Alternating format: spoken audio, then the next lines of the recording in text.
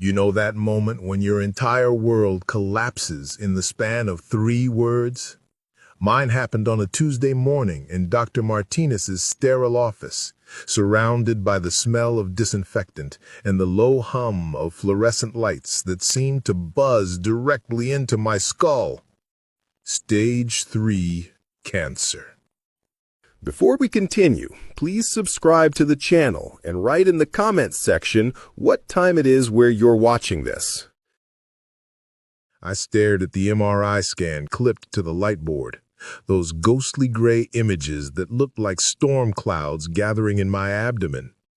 The dark mass sat there like a malignant secret I'd been carrying for months without knowing it. Dr. Martinez's voice sounded like it was coming from underwater. "Cameron, I'm not going to sugarcoat this," he said, leaning forward in his chair. His pen clicked nervously against the clipboard. "Pancreatic adenocarcinoma. It's aggressive, but we caught it before it spread to your liver." My mouth went dry. The plastic chair beneath me felt like it was made of ice.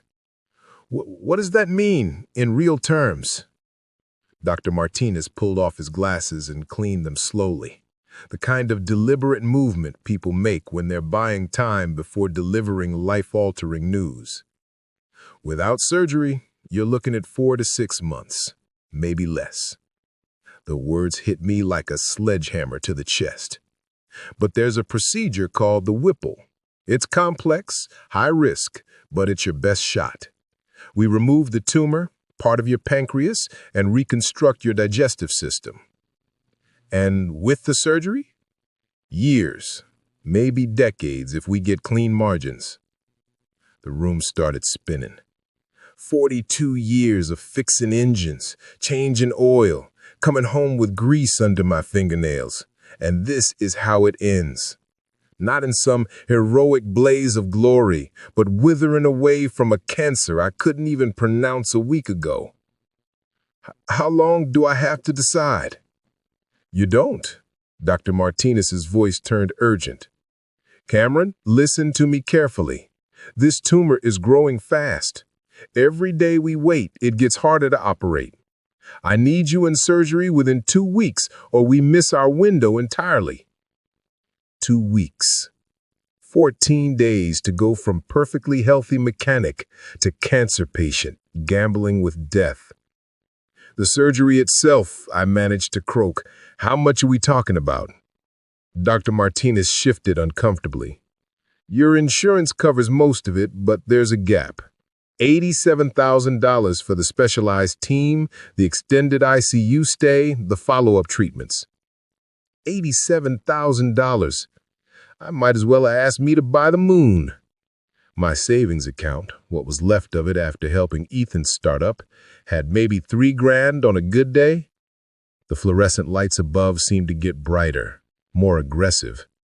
I could hear my heartbeat in my ears, a rhythmic thudding that matched the ticking clock on Dr. Martinez's wall. Tick, tick, tick. Counting down the days I had left. "I need to think," I whispered. "Cameron, there's no time to think. This is happening whether you're ready or not." Dr. Martinez leaned forward, his eyes intense.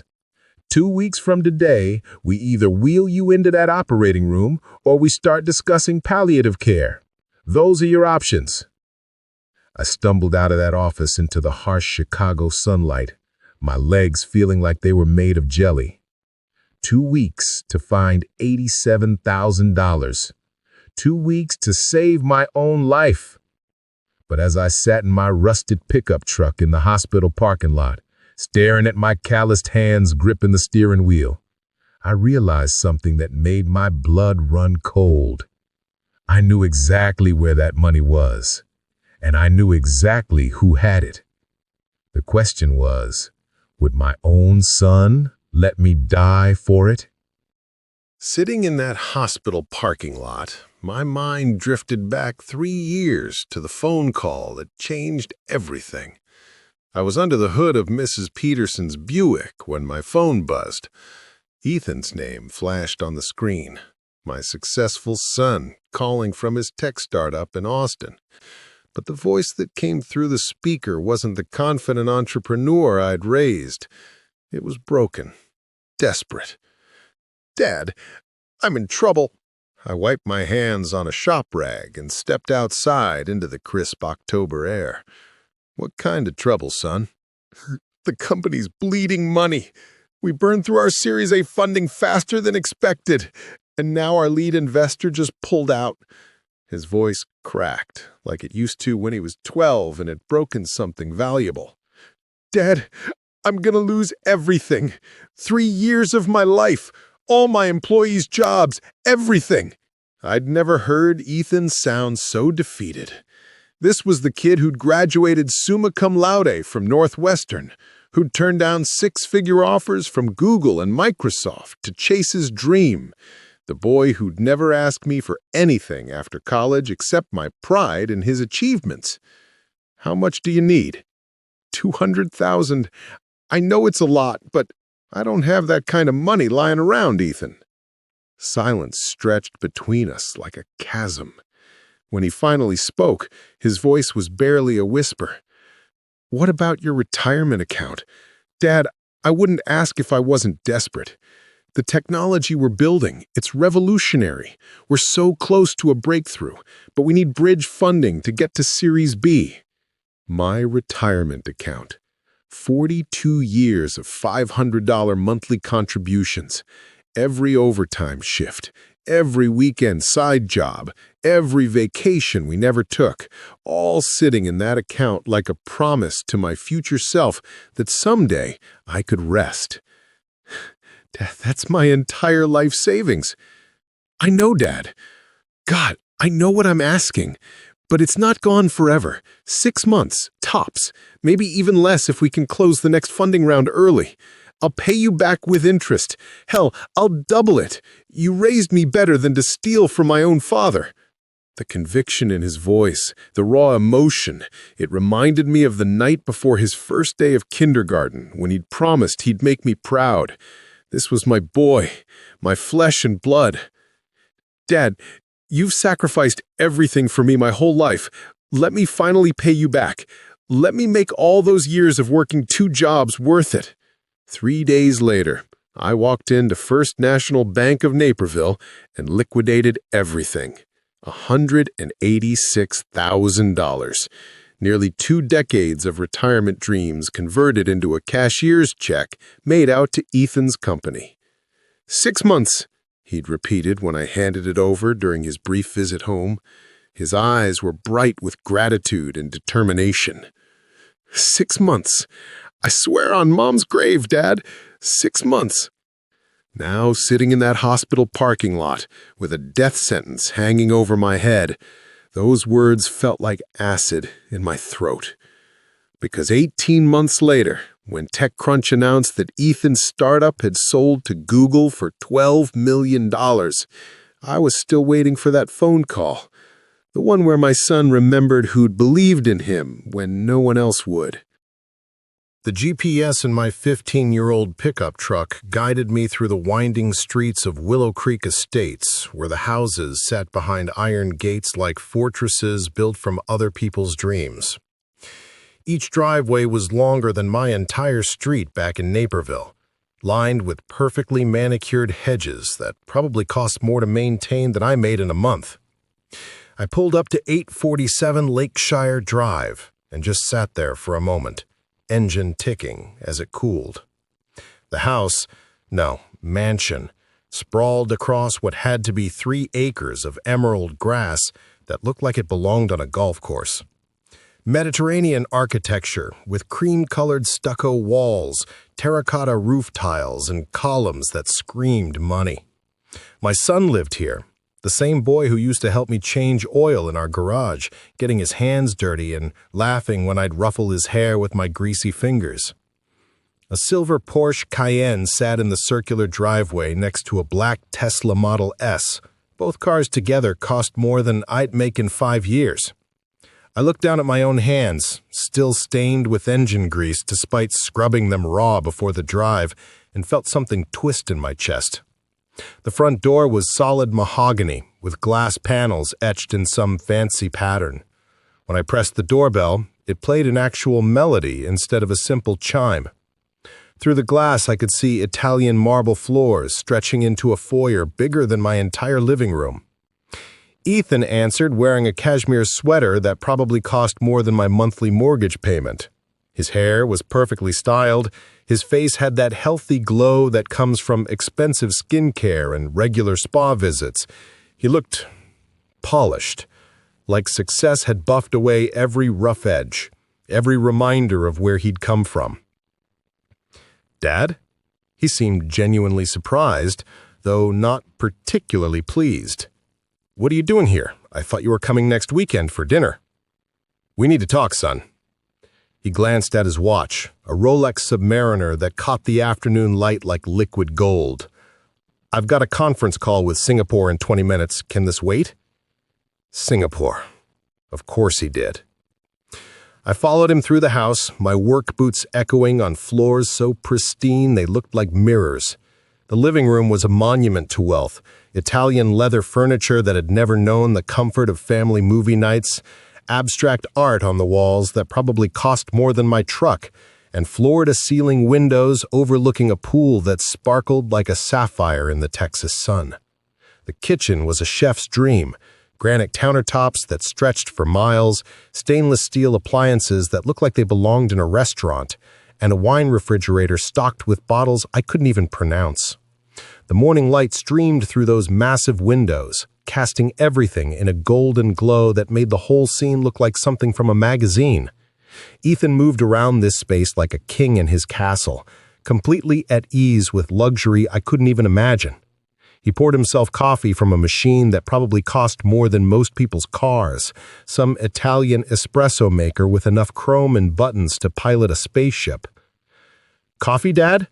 he asked, though his tone suggested he hoped I'd say no. I looked around at this temple to excess, at my son who'd transformed from a grateful young man into this stranger who seemed embarrassed by my very presence. The boy who used to beg me for bedtime stories now lived in a house that could fit 20 families. The kid who used to save every penny for a bicycle now had cars in his driveway worth more than I'd see in a lifetime. And somewhere in this palace built with my retirement money, I had to find the son I'd raised. If he still existed at all. "Actually, I'll pass on the coffee," I said, my voice steadier than I felt. "Ethan, I need to talk to you about something serious." He glanced at that Rolex again, and something inside me snapped. "Put the watch down, son. This is about life and death." For the first time since I'd walked into his marble palace, he actually looked at me. Really looked. Maybe he saw something in my face that cut through his schedule-obsessed fog. "What's going on, Dad?" I took a deep breath, tasting the filtered air of his perfect kitchen. "I went to the doctor yesterday. They found something." The words felt like swallowing broken glass. "Pancreatic cancer. Stage 3. The espresso cup in his hand stopped halfway to his lips. "Cancer? They want to operate, but there's a problem. Insurance won't cover everything.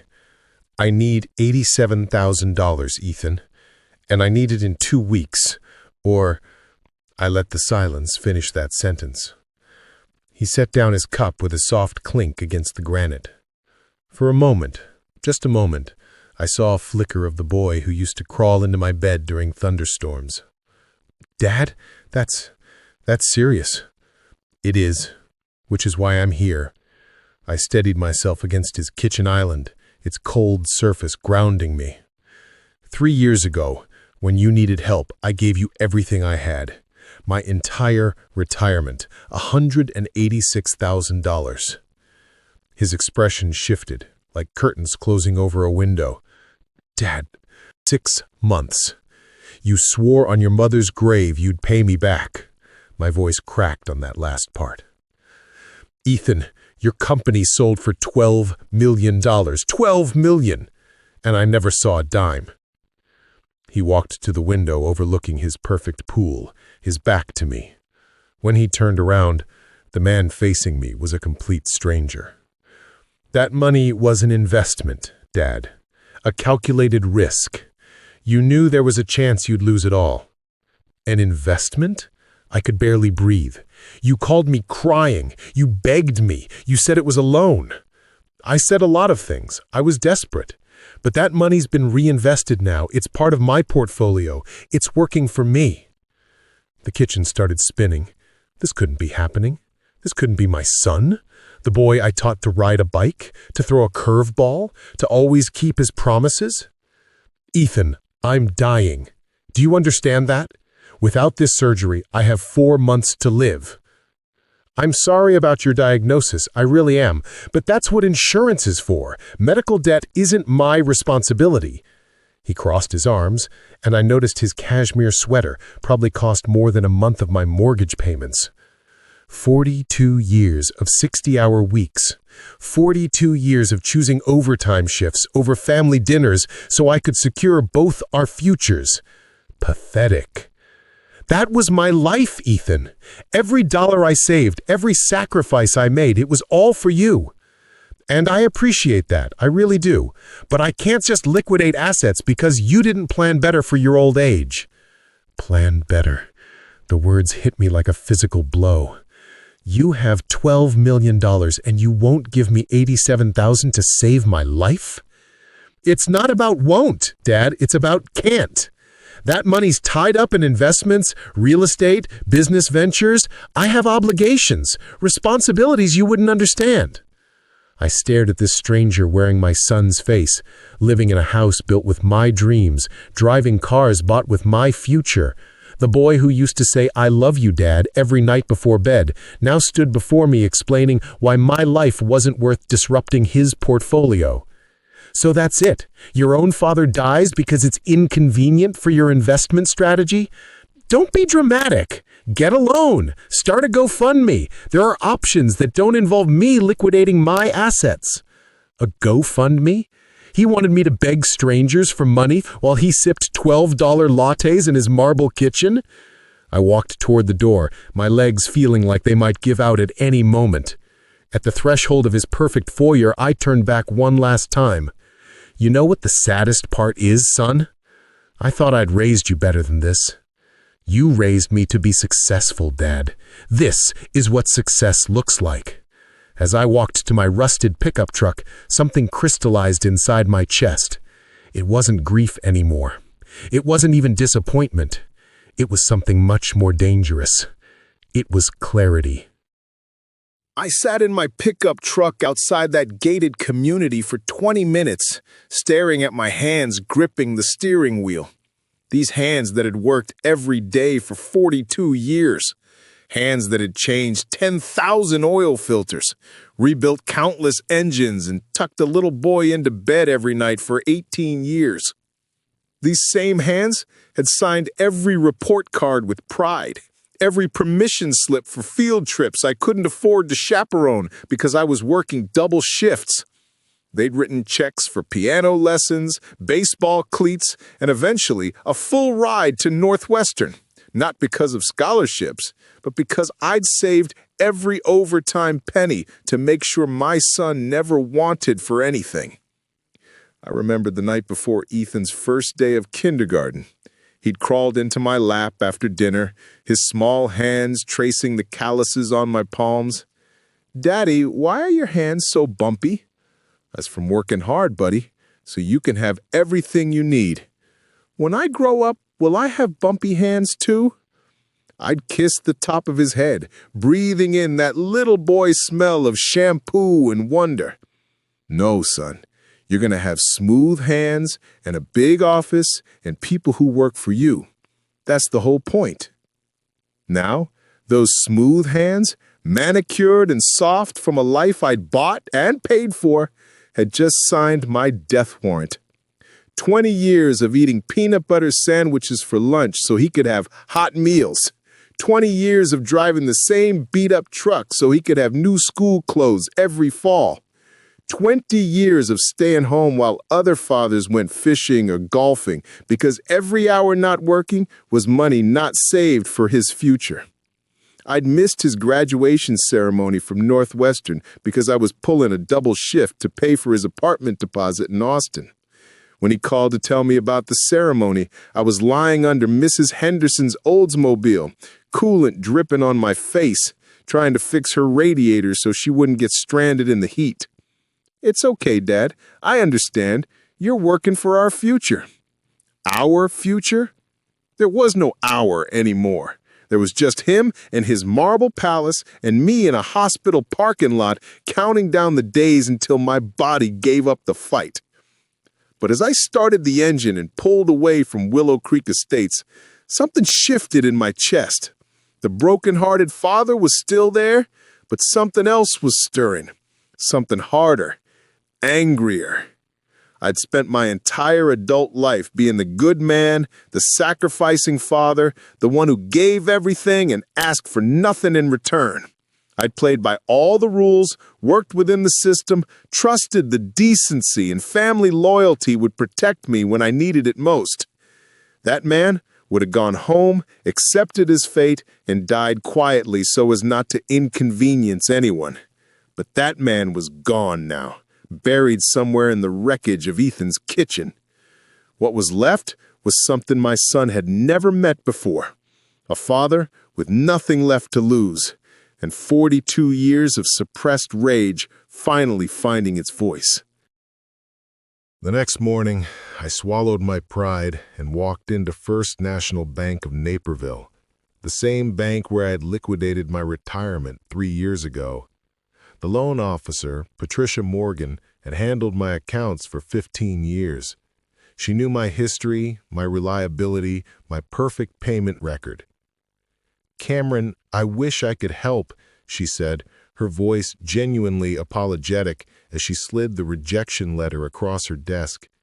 "Your debt-to-income ratio, without collateral or a cosigner, we just can't approve $87,000, especially with your age and the medical situation." My age? My medical situation? Translated, they thought I might die before paying it back. They weren't wrong. That afternoon, I drove to Riverside Community Church, where I had attended services sporadically over the years. Pastor Williams listened to my story with kind eyes and a heavy heart. "Cameron, we'll add you to our prayer list, absolutely, and we can put together a meal train for when you're recovering." He shifted uncomfortably in his chair. "But our emergency fund, last month it was wiped out helping the Johnson family after their house fire. We might be able to raise $3,000, maybe $4,000 through a special collection." 4,000, not even 5% of what I needed. Next, I called my brother Danny in Wisconsin. We'd grown distant over the years, but blood was supposed to mean something, right? "Jesus, Cam, that's awful news," Danny said over the phone. I could hear his kids fighting in the background. "But you know Linda's been out of work since the factory closed, and with 3 kids in college, we're barely keeping our heads above water. Maybe I could scrape together $500. $500. From the brother I'd lent $10,000 to when his roofing business went under in 2018. I tried my oldest friend, Tony Marinelli, who'd worked alongside me at Peterson's garage for 20 years before opening his own shop. "Cameron, you know if I had it, it'd be yours in a heartbeat," Tony said, wiping grease from his hands with a shop rag that looked identical to the one I'd been carrying for decades. "But business has been slow since the pandemic. I'm 3 months behind on my own rent. Hell, I was going to ask if you knew anyone hiring."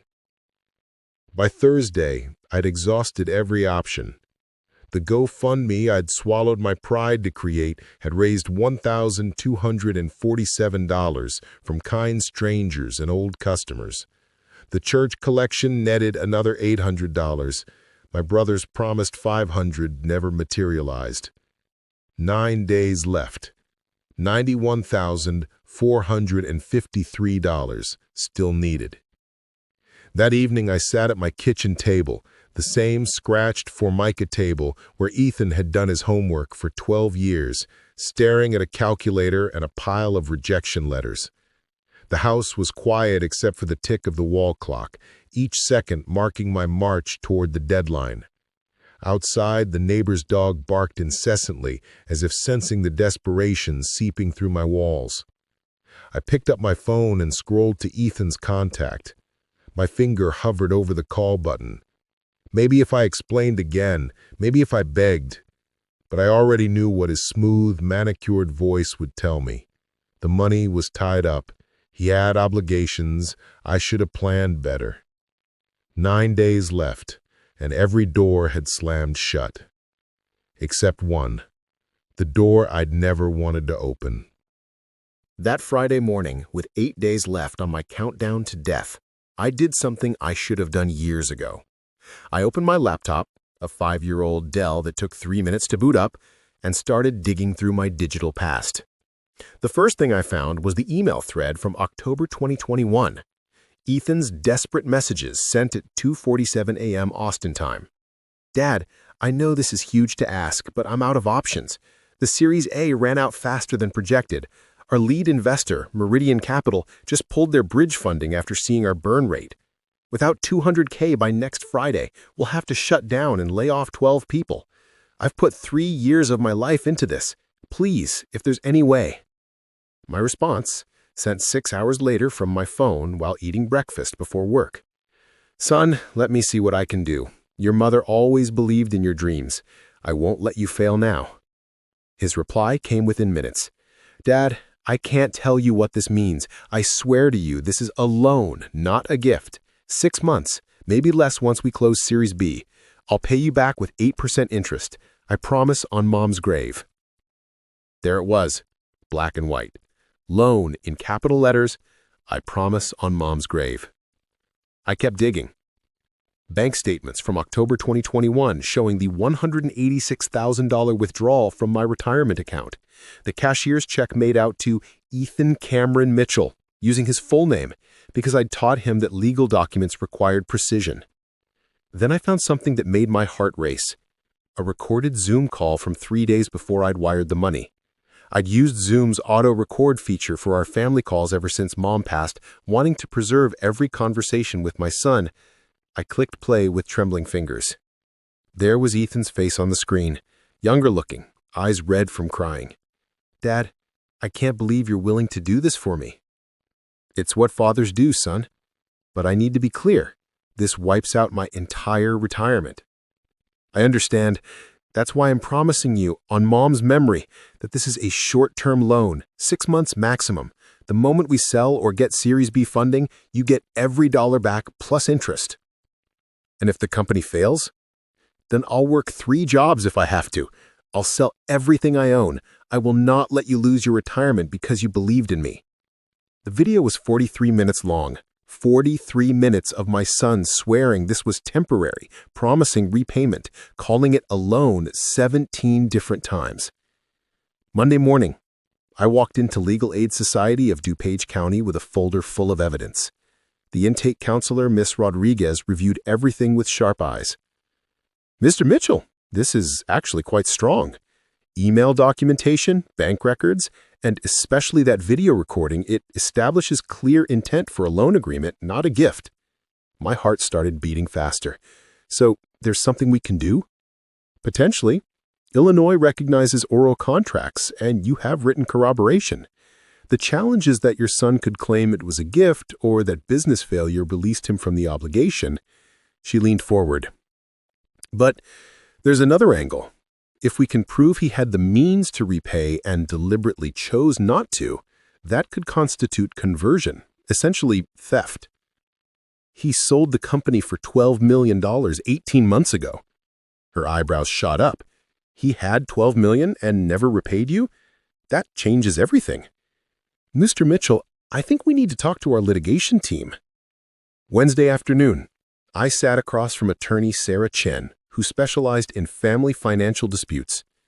After reviewing my evidence for 2 hours, she gave me the first real hope I'd felt in weeks. "Cameron, I'll take this case pro bono. Your son made specific promises, documented in multiple formats, and clearly had the means to honor them. We're going to file an emergency motion for asset recovery based on medical necessity." "How long will it take?" An emergency hearing? 5 days. 5 days. 3 days before my surgical deadline. For the first time since that day in Dr. Martinez's office, I allowed myself to believe I might actually live. My son was about to learn that some promises can't be broken without consequences.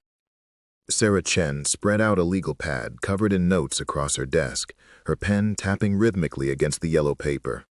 The fluorescent lights in her small office hummed overhead, reminding me of that first day in Dr. Martinez's office, when my world had collapsed. "Here's how this works, Cameron," she said, her voice steady and confident in a way that made me want to believe her. "We're filing 3 things simultaneously: an emergency motion for asset recovery, a civil suit for breach of oral contract, and a request for temporary restraining order to freeze his liquid assets."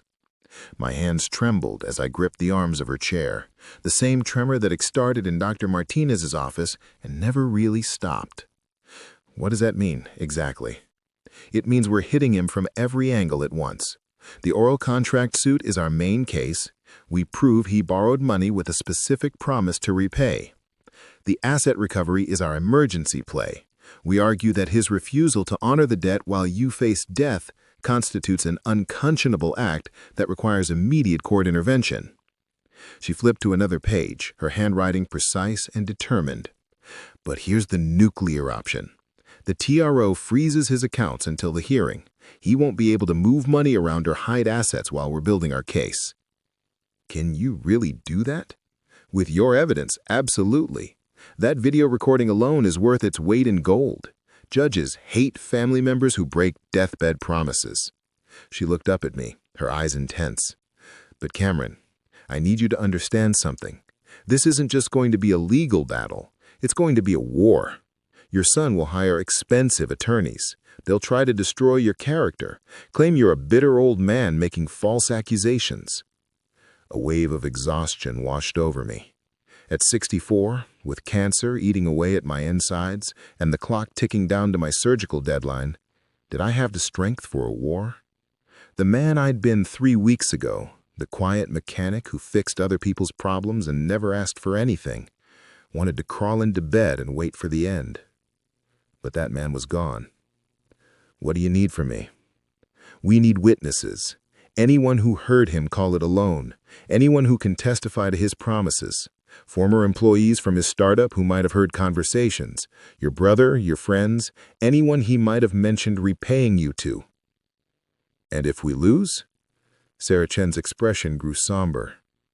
If we lose, you have 3 days to find $87,000 elsewhere. Or... She didn't finish the sentence. She didn't need to.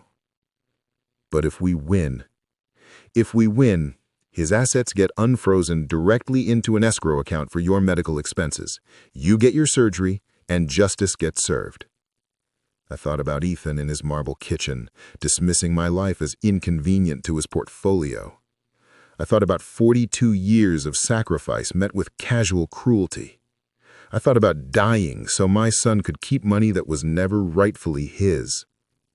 When do we file? Tomorrow morning. The hearing is scheduled for Monday at 9 a.m., 3 days before your surgery. I stood up, my legs steadier than they'd been in weeks. Then let's go to war. Because when you have nothing left to lose, the only choice is to fight like hell, even if it's the last thing you ever do. Monday morning arrived gray and cold, with November wind cutting through downtown Wheaton like a knife. I sat in my pickup truck outside the DuPage County Courthouse at 7:30 a.m., 2 hours before the hearing, watching my breath fog up the windshield. My hands shook as I sipped gas station coffee that tasted like burnt plastic, but it wasn't from the caffeine. In 3 days, I'd either be prepped for surgery or planning my funeral. At 8:45, I walked through the courthouse metal detectors on legs that felt like jelly. The security guard, a kind-faced woman named Betty, noticed my trembling hands and said, "You okay, honey? You need to sit down?" "Just nervous about court," I managed. "First time?" "Hopefully the last." Sarah Chen met me outside courtroom 3B carrying a briefcase that looked like it had seen 1,000 battles. She wore a navy suit that was professional but not expensive, the uniform of someone who fought for people like me instead of people like my son. You ready for this, Cameron? Before I could answer, the courthouse doors opened with a sound like thunder. Ethan walked in flanked by 3 lawyers in $1,000 suits. The lead attorney was a silver-haired man who moved like he owned the building. Behind him came a younger woman carrying an iPad and a leather portfolio that probably cost more than my monthly mortgage payment.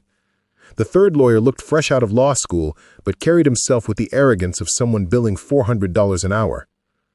But it was Ethan who made my breath catch in my throat. My son wore a charcoal gray suit that probably cost more than I made in a month. His hair was perfectly styled, his shoes gleamed like mirrors, and he carried himself with the casual confidence of someone who'd never lost the battle that mattered to him. When his eyes met mine across the courthouse lobby, there was no shame, no guilt, no recognition of what this moment represented. There was just cold calculation. "Dad," he said, walking over with that same tone he'd used to dismiss me in his kitchen, "I can't believe you're actually going through with this charade." "It's not a charade, son. It's justice." His lead attorney, a man who introduced himself as Richard Blackwood from Blackwood, Sterling and Associates, stepped forward with a smile that never reached his eyes. "Mr. Mitchell, I'm hoping we can resolve this unfortunate family dispute without dragging it through the courts. My client is willing to offer you $15,000 as a gesture of goodwill, provided you drop this frivolous lawsuit." $15,000. Out of the $12 million Ethan had made from selling his company. Out of the $186,000 I'd given him when he was desperate and broken. "That won't even cover 2 days in the ICU, Sarah Chen said coldly.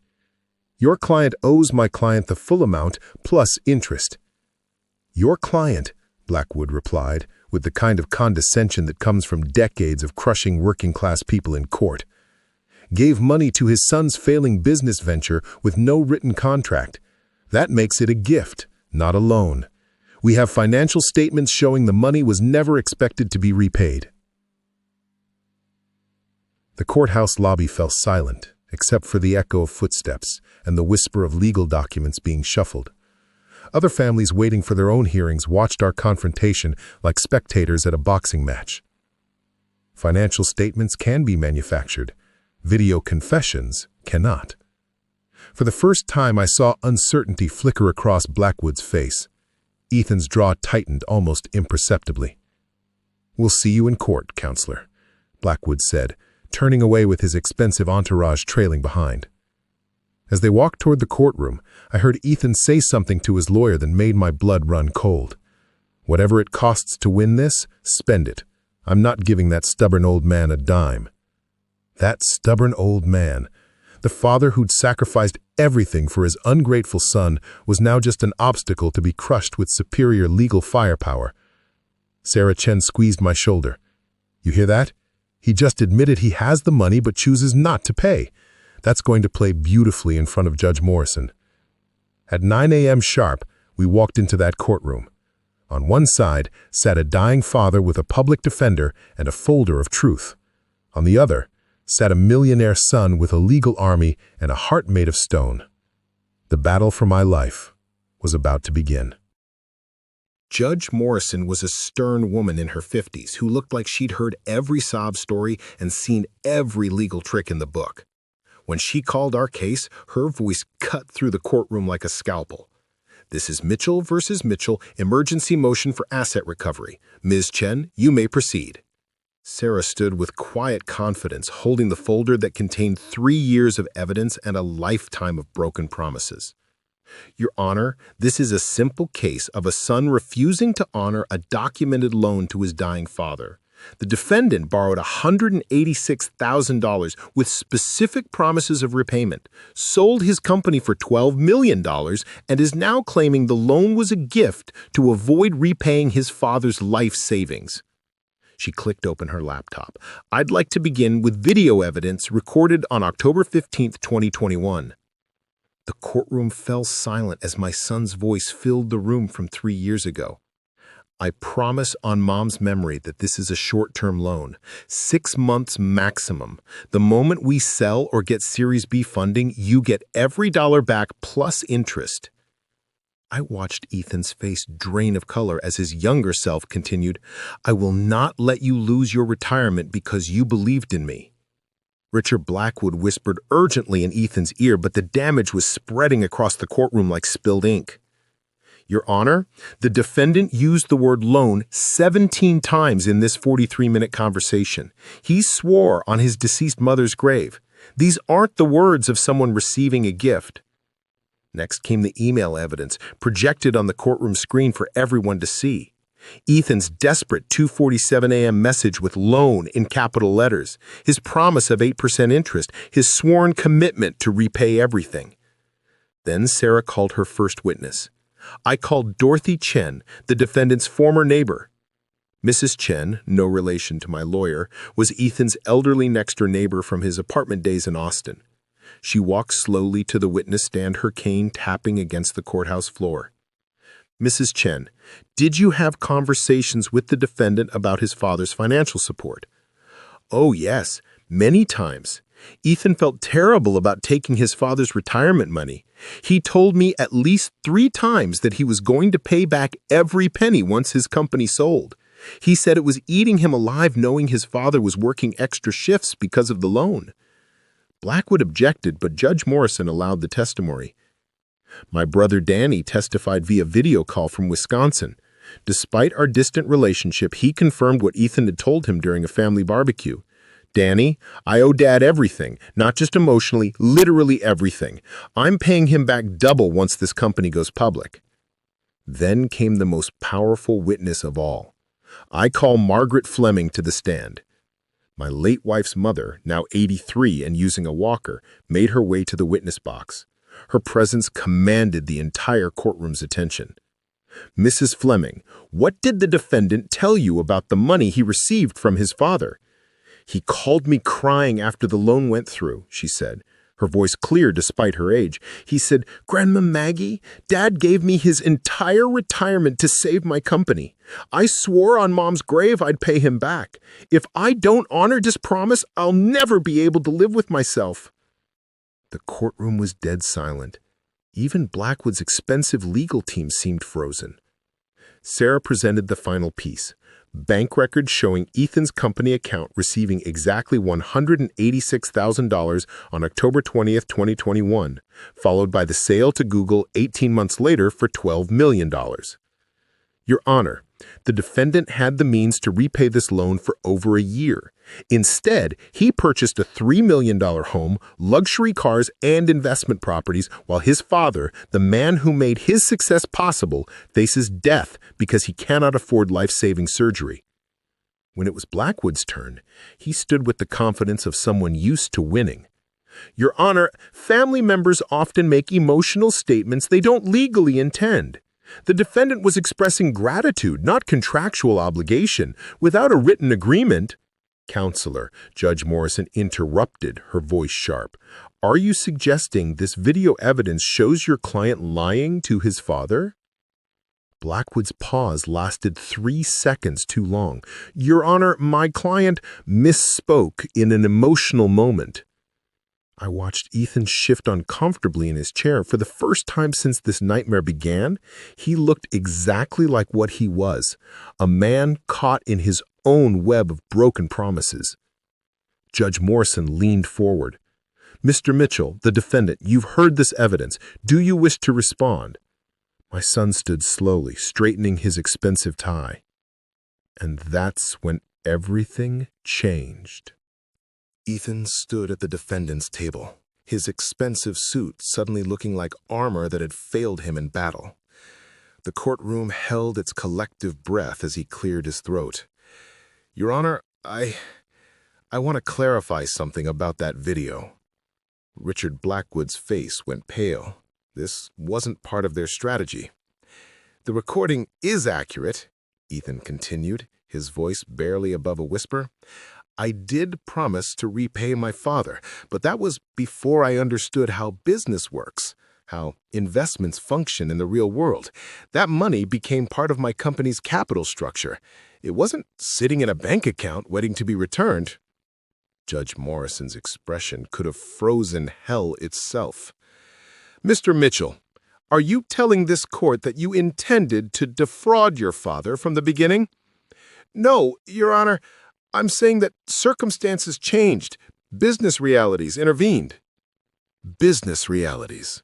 She repeated the phrase like it tasted bitter. Mr. Mitchell, your company sold for $12 million. Are you claiming you couldn't afford to repay $186,000? The silence stretched so long I could hear the courthouse clock ticking in the hallway.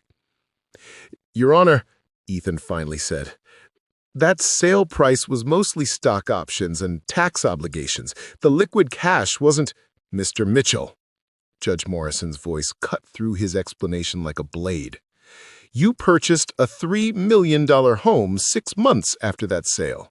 You bought luxury vehicles totaling over $200,000. You made investment purchases exceeding $500,000. Don't insult this court's intelligence by claiming poverty. I watched my son's shoulders slump as his web of lies collapsed around him. Judge Morrison opened her folder and put on her reading glasses.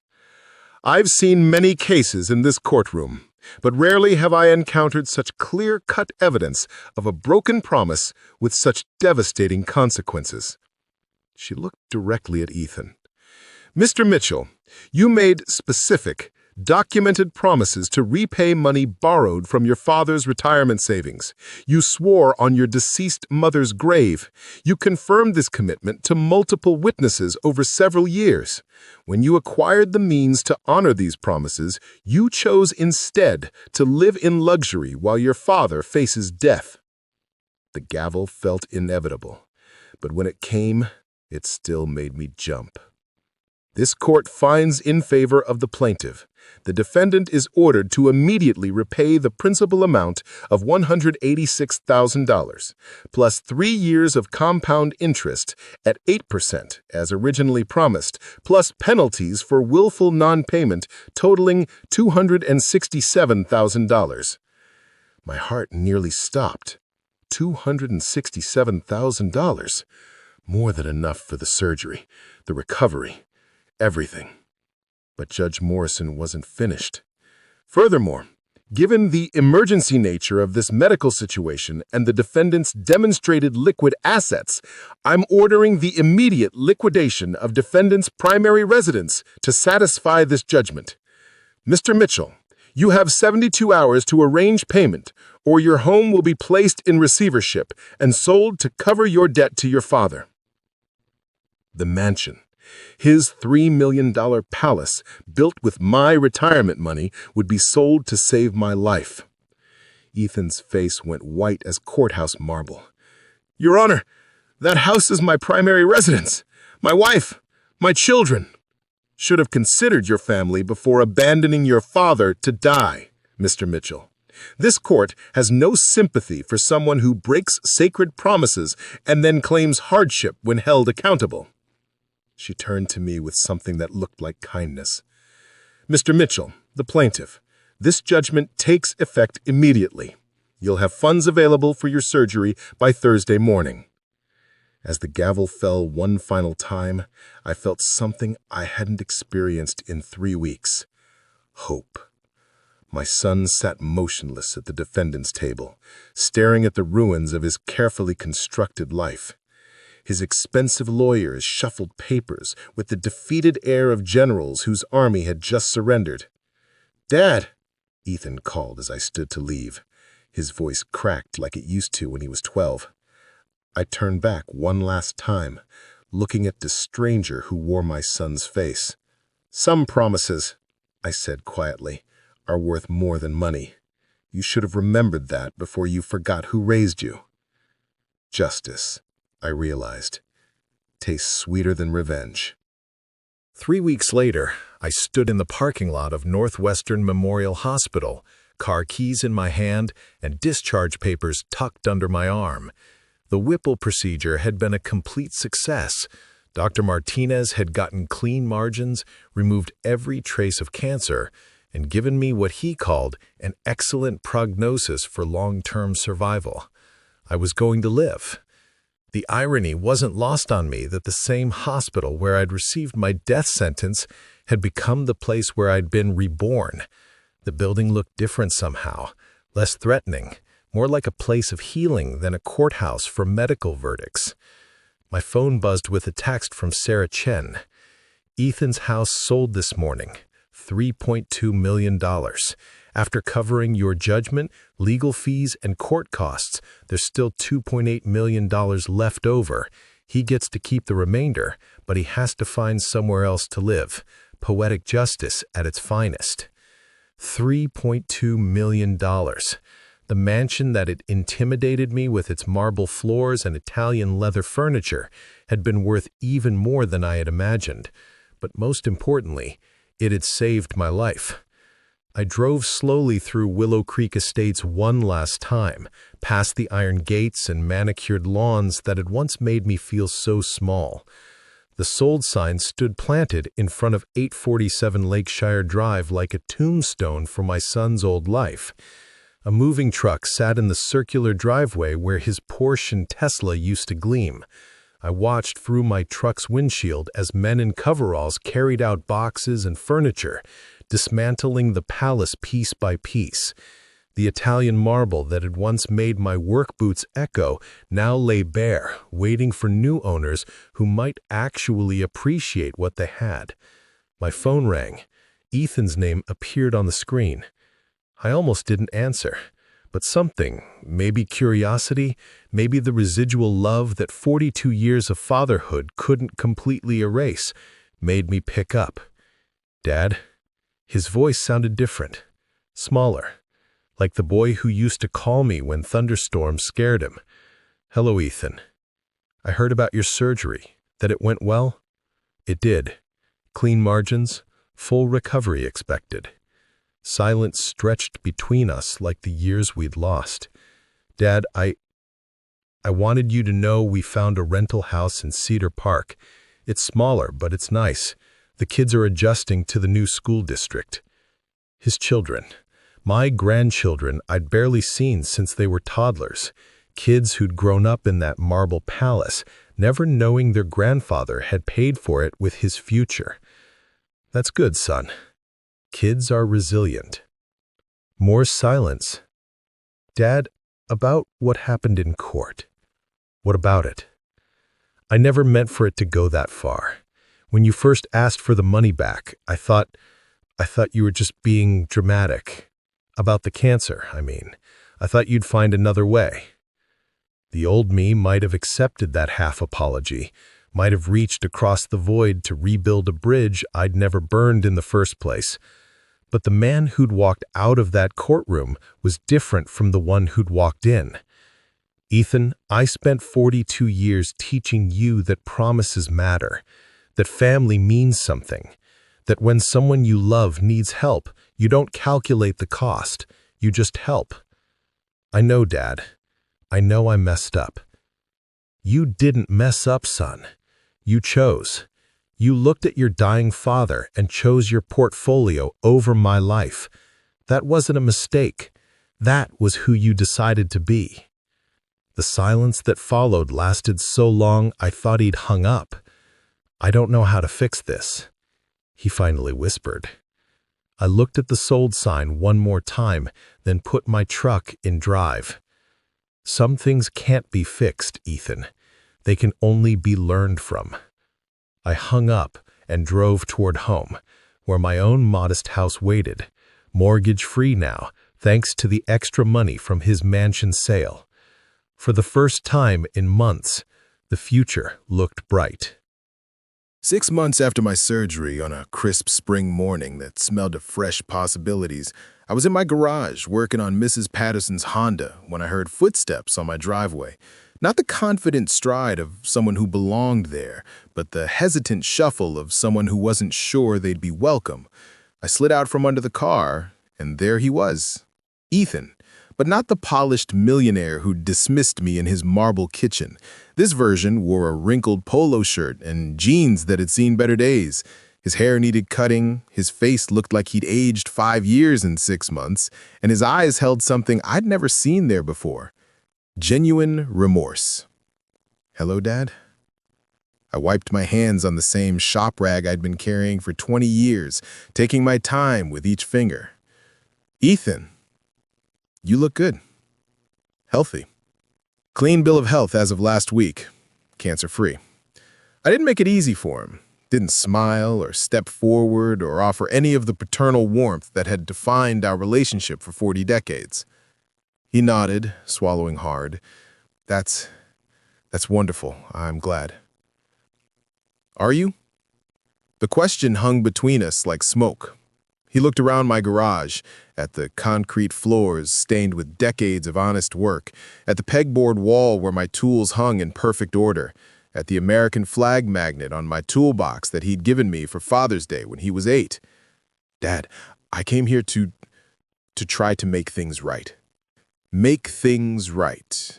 I repeated his words slowly, tasting them. That's interesting phrasing. I know I can't undo what I did. I know I hurt you in ways that go beyond money. His voice cracked, and for a moment, I saw the little boy who used to crawl into my lap when he'd scraped his knee. But I want to try. I want to earn your forgiveness. I leaned against my workbench, studying the man my son had become. Or maybe studying the man he'd always been beneath the surface I had been too loving to see clearly. Tell me something, Ethan. When you were standing in that courtroom, watching them order the sale of your house, what were you thinking? He shifted his weight, looking down at his worn sneakers. I was thinking about how unfair it was, how the court didn't understand the complexity of business investments and family dynamics. Unfair to who? To me, to my family. My kids had to change schools, leave their friends. He looked up, his eyes pleading. Dad, they lost the only home they'd ever known. There it was. Even now, even after everything, he still saw himself as the victim in this story. That home was built with my retirement money, Ethan. Money you swore you'd return. Your children were living in a house bought with their grandfather's future. I know that now. I see how selfish I was, how entitled. Do you? Because 2 minutes ago, you were telling me how unfair the court's decision was to you. Even now, you're here asking me to forgive you, to make you feel better about what you did. You're still thinking about your needs, your comfort, your peace of mind. His face flushed red. That's not... I genuinely want to make amends. Making amends would have been honoring your promise when you had $12 million. Making amends would have been calling me the day after your company sold and wiring back every penny with interest, just like you swore on your mother's grave you would. I walked to my tool cabinet and pulled out a photograph tucked behind my socket wrench set. It was from his 8th birthday, him grinning gap-toothed while I helped him blow out the candles on a cake I'd driven 30 miles to pick up from the fancy bakery he'd seen on TV. You want to know what making amends looks like, son? It's not coming here 6 months later asking me to absolve you.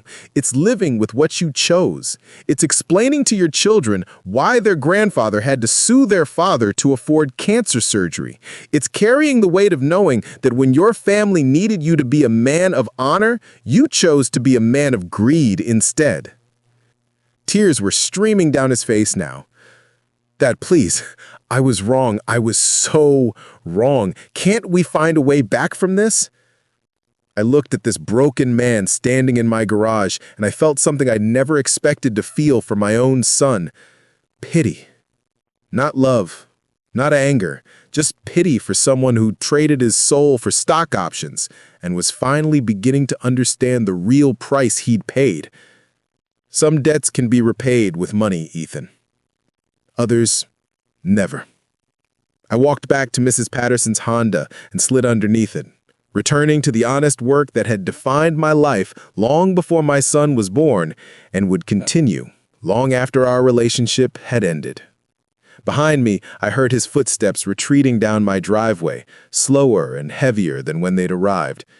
The engine above me needed fixing, and unlike some things in this world, I knew exactly how to do that. Was I right to cut him off forever? Should a father's love be unconditional, even when his son chooses money over his life? Tell me in the comments below, what would you have done in my place? And if this story moved you, hit that like button, subscribe for more real-life drama, and ring that notification bell so you never miss the stories that matter. Because sometimes, the most important lessons come from the hardest choices.